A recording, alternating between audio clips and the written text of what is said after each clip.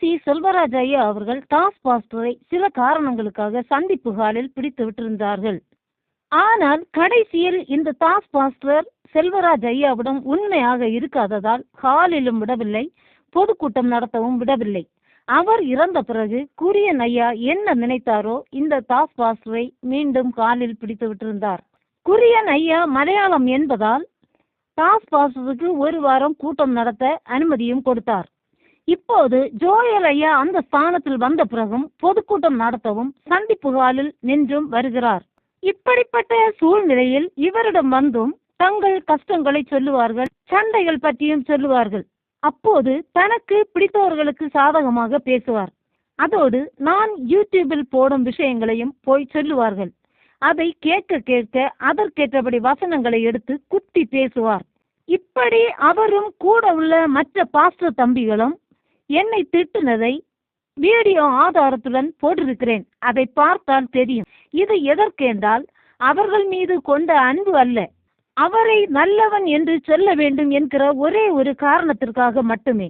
இப்படி இவர் பிரசங்கத்தில் என்னை குத்தி பேசும்போது அங்குள்ள ஊழியர்கள் விசுவாசிகள் என்ன சொல்லுவார்கள் என்றால், செம்மையா டாஸ்க் மாஸ்டர் வசனங்கள் எடுத்து திட்டு கொடுத்தார் என்று பெருமையாக சொல்லிக் கொள்வார்கள். வேண்டுமானால் இவள் ஒருத்தையும் சாக மாட்டாளா என்றும் சொல்லுவார்கள். இப்படி டாஸ்க் மாஸ்டர் அவர்களுக்கு சாதகமாக பேசுவதால் சம்பவிக்கும் காரணம் என்ன தெரியுமா? இதே பாணியில் பக்கத்து வீடுகளில் சண்டையும் பிடிப்பார்கள். எதற்கெடுத்தாலும் காரணம் இல்லாமல் எரிந்து விழுவார்கள்.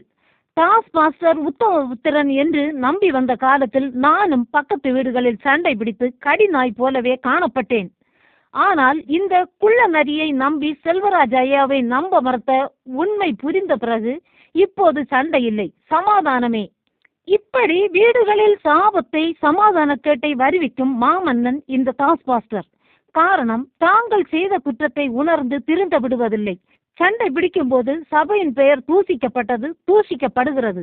அப்படியானால் டாஸ்க் மாஸ்டர் ஜெப வீட்டில் உள்ளவர்களின் ஜெப வீட்டிற்கு வருகிறவர்களின் குற்றத்தை மறைத்து பேசுவதன் அர்த்தம் என்னவென்றால், என்ன குற்றம் வேண்டுமானாலும் செய்துவிட்டு வா, நான் உனக்கு பரலோக ராஜ்யம் தரலாம், என் செல்ல மகளே, என் செல்ல மகனே என்று கூறுவது ஆகும். நான் மலவிலைக்கு போக ஆரம்பிப்பதற்கு முன்பே அங்கு போகும் ஒரு சகோதரி டாஸ்க் மாஸ்டரை பற்றி சொல்வதாக்கும். டாஸ்க் மாஸ்டர் பணம் உள்ளவர்களிடம் மட்டும்தான் நல்லா பேசுவார், எங்களிடம் அப்படி பேசுவதில்லை என்று. நான் இப்ப 4 மாவடிக்கு போகிறேன் என்றும் சொன்னாள். இன்னொரு சகோதரி சொல்லுவது என்னவென்றால், டாஸ்க் மாஸ்டர் கூட்டம் நடத்துகிற நாள் என் புருஷன் கூட்டத்திற்கே வருவதில்லை என்று. இப்படி நிறைய பேர் இடறி ஜெப வீட்டிற்கு வராதிருக்கும் நிலையானது ஆகிக்கொண்டே இருக்கிறது. நான் சொன்ன இந்த 2 சகோதரிகளும் இன்னும் ரட்சிக்கப்படவில்லை. காரணம், ரட்சிக்கப்பட்டேன் என்று சொன்னவர்களின் பட்டு போன அனுபவத்தை கண்டு வாழ்க்கை வெறுத்து போய் நடக்கிறார்கள். என்றாலும் சிலர் இவரை நல்லவன் என்று தூக்கி வைத்திருக்க காரணம் என்னவென்றால், அவர்களின் குற்றத்தை கண்டிப்பதில்லை, கண்டுகொள்வதில்லை. தனக்கு பிடித்தவர்கள் பாவம் செய்ய ஒரு தடையும் இல்லை. பிடிக்காதவர்கள் தான் டாஸ்க் மாஸ்டருக்கு பாவிகள். இப்படி டாஸ்க் மாஸ்டரிடம் ஒரு கூட்டத்திற்கு நல்ல சுதந்திரம் உண்டு. இப்படி டாஸ்க் மாஸ்டரிடம் சிலர் போய் ஆலோசனை கேட்க இன்னொரு காரணம் என்னவென்றால், ஒரு கூட்டம் பட்டு போன ஊழியர்கள் உண்டு. அவர்கள் ஐடியா கொடுத்து விடுவார்கள். ஜோயல் ஐயாவிடம் கேட்டால் செய்ய விட மாட்டார், எனவே டாஸ்க் மாஸ்டரிடம் போய் கேள், அனுமதி கிட்டும் என்று ஆலோசனை கொடுத்து விடுவார்கள். இப்படி பாவம் செய்ய அனுமதி வாங்கும் வாசற் கதவு என்கிற கள்ள எழுத்தாணிதான் இந்த டாஸ்க் மாஸ்டர். ஆனால் ஜோயல் ஐயாவிடம் ஒரு விஷயம் போனால் இருபுறமும் நன்றாக விசாரிப்பார்கள், பிறகுதான் அனுமதி கொடுப்பார்கள். சில காரியங்களை விசாரித்து அந்த காரியத்திற்கு சரியான ஒரு நிவர்த்தி வருவதற்கு நடவடிக்கை எடுப்பார்கள். இப்படி எடுக்கும் போது அங்கு சபைக்கு தூண்கள் என்று பெருமை அடிக்கும் இந்த வலு சர்ப்பங்கள், பழைய பாம்புகள் தங்களுக்கும் அதனால் பாதிப்பு வரும் என நினைத்து பயந்து சந்திப்பு ஹாலில் மற்றவர்கள் போவதற்கு முன்பே ஐயாவிடம் இதை போய் சொல்லாதே என்று விசுவாசிகளிடமும் விசுவாசி ஆகாதவர்களிடமும் சொல்லி எச்சரித்து விடுவார்கள். இப்படி தங்கள் சுதந்திரத்திற்காக காரியங்களை மறைப்பதால் சபையை நடத்துகிற உத்தம நீதிமானை என்னவென்று புரியாமலேயே ஜனங்கள் வெறுக்கிறார்கள். இப்படித்தான் செல்வராஜ் ஐயாவையும் வெறுத்தார்கள். இதனால் செல்வராஜ் ஐயாவை இன்றும் ஒரு ஜென்ம விரோதியாக நினைத்து சிலர் பேசி வருகிறார்கள். இதற்கெல்லாம் காரணம் யார்? இந்த வலு சர்ப்பங்களாகிய ஊழிய பிசாசுகள் தான். இந்த நூதன சதி வேலையால் தான் இன்று சபையை நடத்தும் ஜோயல் ஐயாவிற்கு அதிக கஷ்டங்களும் பாரங்களும் கவலைகளும் வருகிறதே தவிர வேறு ஒன்றும் அல்ல. அதனால் இப்படி இருந்த சுமார் 42 வயதான ஜோயல் ஐயா அவர்கள் இன்று இப்படி 70 வயது ஆனவர் மாதிரி ஆகியிருக்கிறார்கள்.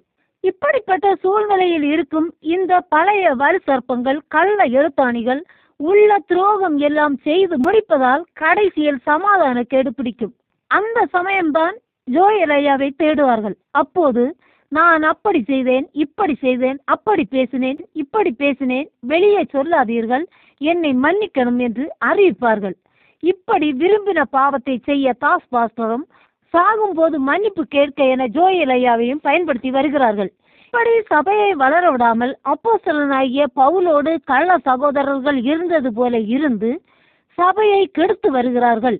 எனவே ஆதி பெந்தேகொஸ்தே சத்திய சபையாரே, ஜோயல் ஐயாவிடம் ஆலோசனை கேட்டு நடந்தால் மட்டும் நரகத்திற்கு தப்பி பிழைப்பீர்கள். வேறு யாரிடமும் போய் ஆலோசனை கேட்டால் அது நீரில் எழுதும் எழுத்து ஆகும், பிரயோஜனமில்லை. எனவே கவனமாக நடந்து கொள்ளுங்கள். கர்த்தர் நம் அனைவரையும் ஆசீர்வதிப்பாராக. ஆமேன்.